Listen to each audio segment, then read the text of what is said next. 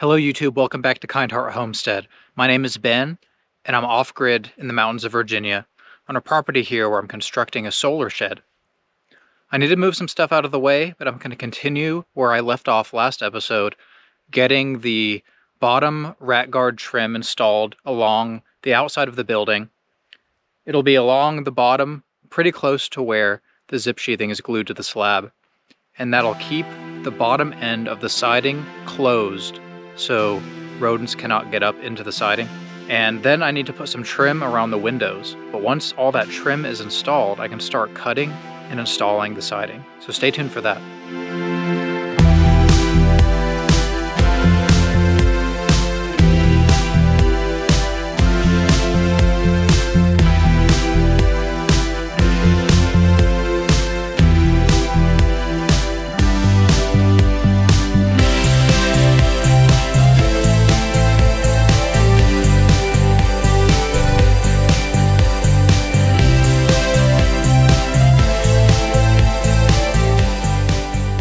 Cleared out my workspace and I snapped a line, which is pretty level, across the bottom edge of the sheathing. And I had to snap a line 1.75 inches short of the 90-inch height of the siding panels, because this rat guard gets secured either through nails or screws to the sheathing, but then goes down. So this little vertical part of the shelf here is 1.75 inches. So I want to be able to see the snap line on the wall. So it has to be up even with this upper edge, even though the siding is actually going to hang down another 1.75 inches. So because this is the first piece on the wall, I need to do some custom cutting so it can fold around that corner and then another 11 inches to the edge of the door.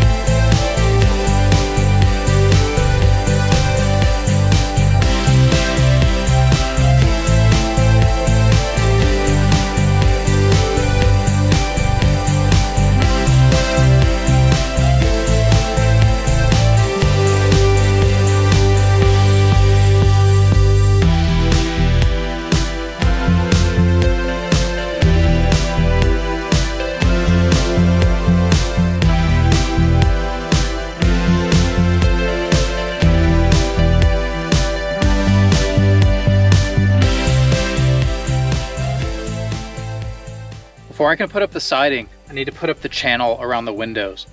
And I went ahead and cut my first round of those off camera because I really had to pay attention to some of the videos from R&R Buildings. I definitely recommend looking up that YouTube channel.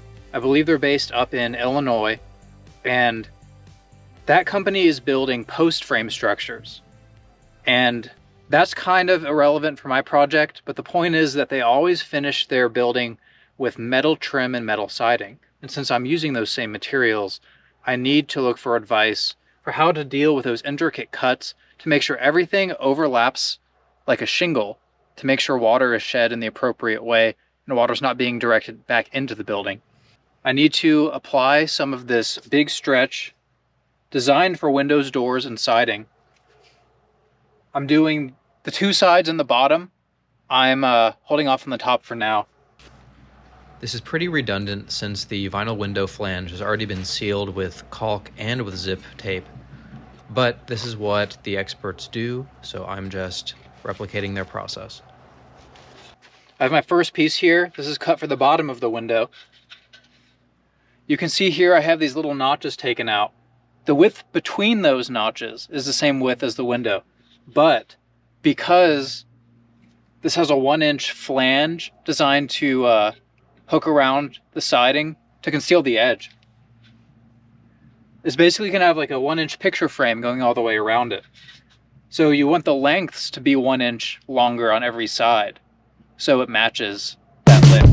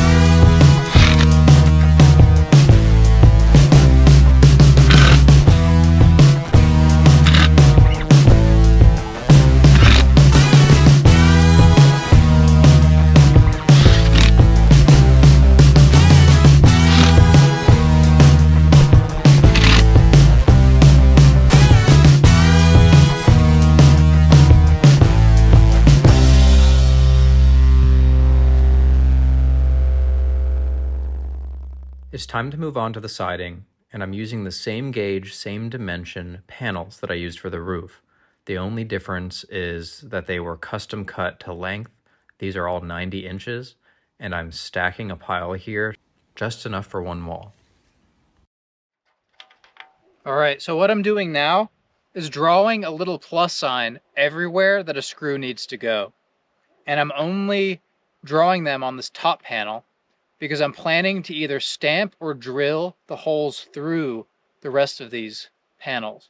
And there are 7 here because 7 times 3 feet wide is 21 feet. This is a 20-foot building, so I need 7 panels minus a foot. So I'm gonna have to rip a foot off of the last panel, but that's fine.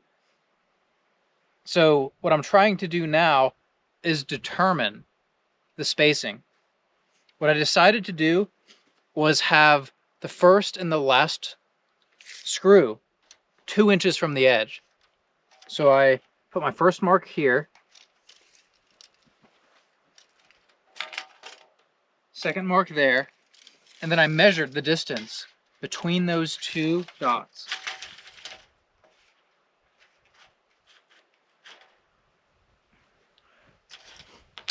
So that's pretty close to 86 inches. Not exact, but close enough. And 86 inches divided by 4 equals 1'9" and a half.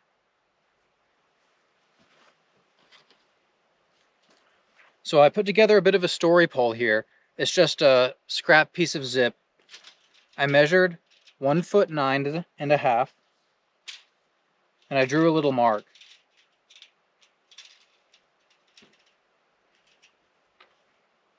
All right, just double checking. I drew a mark.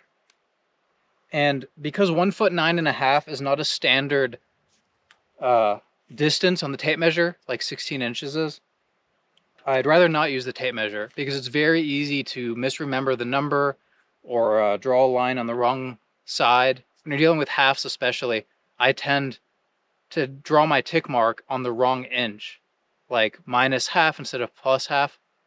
So I'm going to use the story pole to make sure all of the spaces between my screws are the same.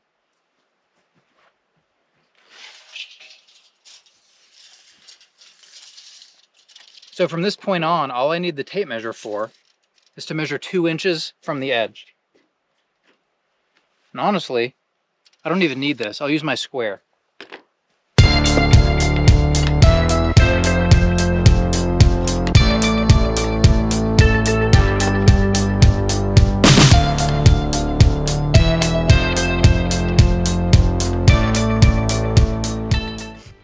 So what my methodology is here is to determine which side of the panel is going to be covered and which side is going to overlap. They're slightly asymmetrical. This one just kind of tapers off at an angle. This one flares off with a flat horizontal piece. This is the side that goes on top of the next panel. So I'm trying to put the screw as close to that as possible so the wind can't unhook this from the panel next to it. If I put it way over here, there would be about 8 inches of play where wind could get under and rip this off. So that's why I put my tick mark so close to each of these ribs instead of in the middle or the other side of the rib. So now I need to go around with my story pole, make a mark where the rest of the screws will go.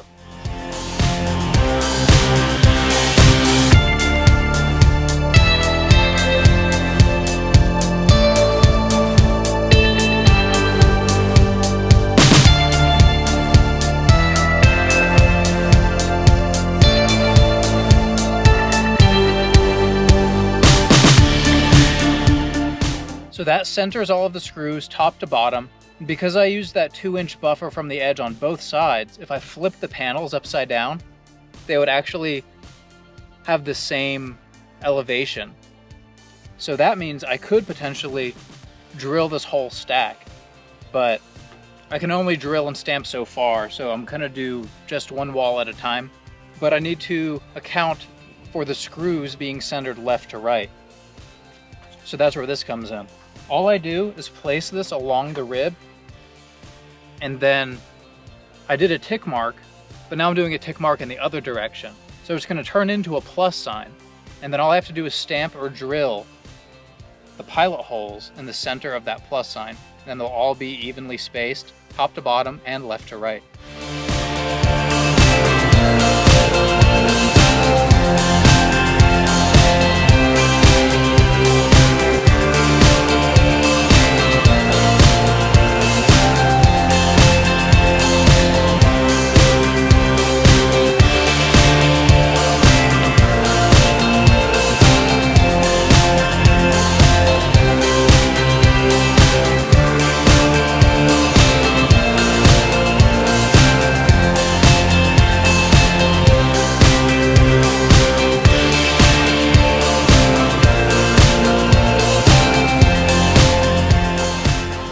So now is the fun part. I have an awl, and I'm going to try to hammer a hole through a few sheets at each of these plus signs. Can't forget the glasses.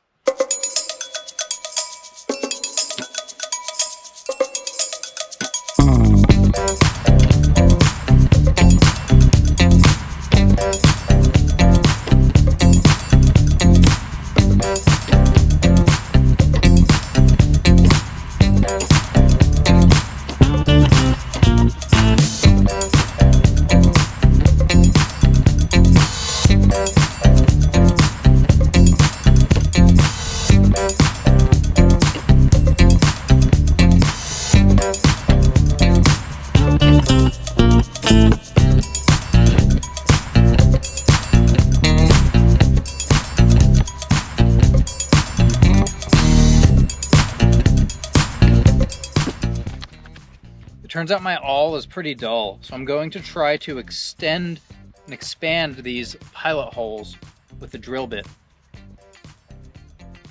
Problem is, I only have some really cheap drill bits around. I've broken a few of the smaller ones on the roofing panels, so we'll just see what I can do.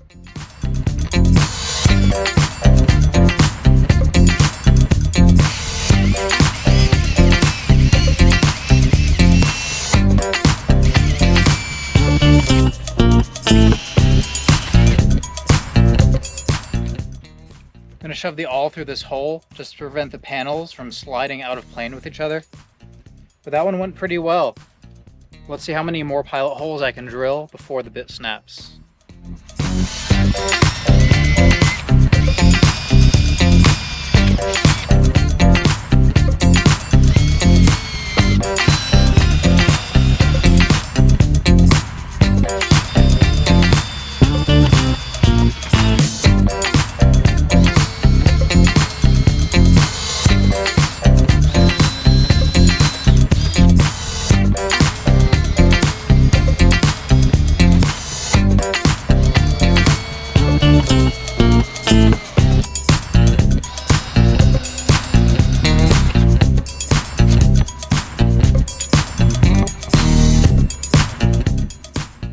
Well, I got about a third of the holes drilled before I broke the first bit. Gonna go up a size this time.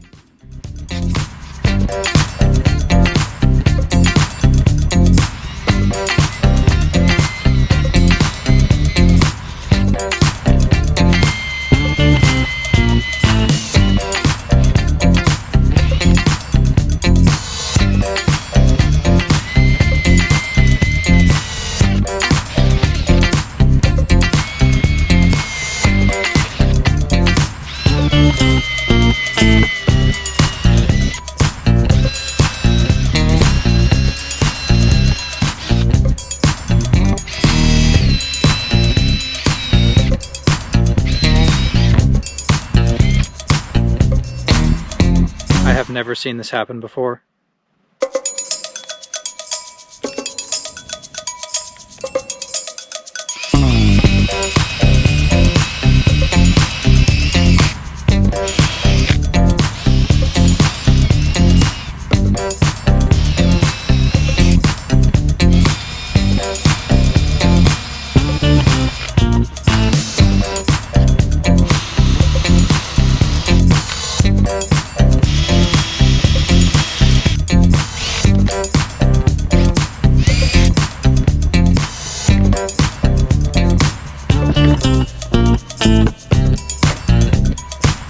Holes done. Broke a couple drill bits, but that's okay. You can always get more of those. The important thing is that these screws are all going to be aligned.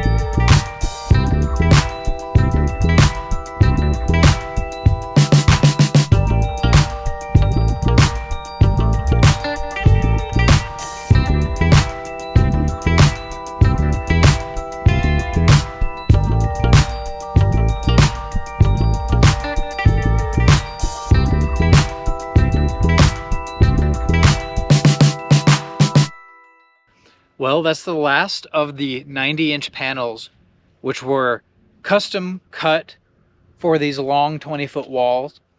All I had to do was cut a few custom pieces for the windows and cut about a foot off of the last panel here. And that's pretty easy with the electric tool that I have for ripping panels. I'm using a drill instead of an impact driver because this drill has these different power settings and the different settings for the task at hand. So I have the screw setting on the power of 2. So when this thing grips the screw and puts it into the OSB zip sheathing, it'll start clicking once it bottoms out before the neoprene gasket gets overly crushed. And I found that to be the best way of doing it. Using just an impact driver alone, it's very easy to overdrive the screws. I think that's sufficient for this trip. So I'm going to clean up the tools, clean up the scrap pieces that are all around just so they don't blow everywhere. And then I need to find a place to put the solar panels back because I don't want to lean them against the metal. Well, that's it for today's video. I'm really happy about the progress that I made. Really happy about how sunny it was. I was able to fully charge my battery pack. So now I have plenty of energy to charge my tools regardless of whether there's any sun out next time. But despite the low temperatures, the sun kept me pretty warm. I don't have to wear a winter coat, and it was not too windy. So all the conditions aligned perfectly to complete those 2 walls of siding. And then in the future, I hope you subscribe so you can see how I handle the gable end walls. Those will require a lot of custom cutting because they have a triangular slope that matches the slope of the roof pitch. It's a 412 pitch. If you want to see that, go ahead and subscribe, and I'll see you next time on Kind Heart Homestead. Thanks. Bye.